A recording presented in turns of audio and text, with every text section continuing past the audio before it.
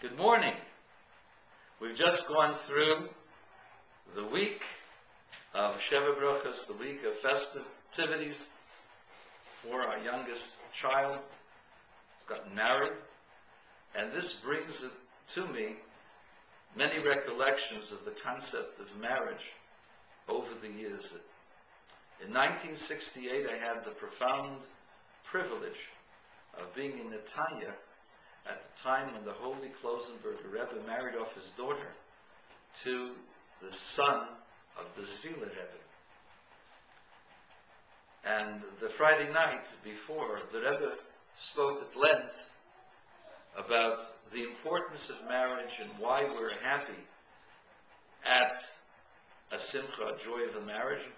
The most important profound statement was that Mashiach comes only when the souls of Israel will all be born.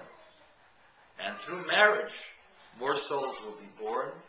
And when all the souls who have to be born will be born, Mashiach will come.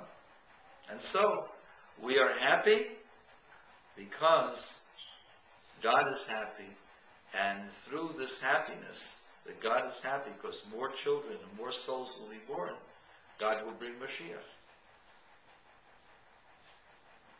The night of the marriage, I met a young man who was there from the outside, from the yeshiva world, and he wanted to say something, so I asked him. I listened to what he said, and he asked me, what's the reason why we come and why we rejoice at somebody else's marriage? The chosen and the kala, they're living together now. They have an apartment, they have furniture, they get gifts. We understand why they're happy, but why should we be happy? Why are people happy at a wedding? And the only thing he could think of was that marriage is a mitzvah of God. And therefore we're happy that someone is performing a mitzvah. And that this teaches the chosen, as well as the kala, that they should be happy, not because they're starting a physical life together, but because of the mitzvah. Because the other people are not getting any of the gifts, any of the benefits, that they're still happy with them. Therefore, they're only doing it because of the mitzvah. So too, the chosen and kala should be happy because God said so, that they should get married. Later, I became a chosen in my own right, and I was able to get married and learn the famous discourse of the previous Lubavitcher Rebbe who said this when he got married, and this was the same discourse that the Lubavitcher Rebbe said at the time of his marriage. And that is that the chosen and kala are far more than just a physical bride and a groom. There exists in the heavens a bride and a groom as well. Who is the bride? The bride is Israel. Who is the groom? The groom is God. And the relationship between God and Israel parallels and is similar to the relationship of a bride and a groom. That there's a profound unity between Israel and God, intimately, with great delight and desire. God desires Israel, and Israel desires God. And the culmination of this desire is through the study of Torah. At the giving of the Torah and the study of the Torah, and ultimately will be restored through the coming of Mashiach.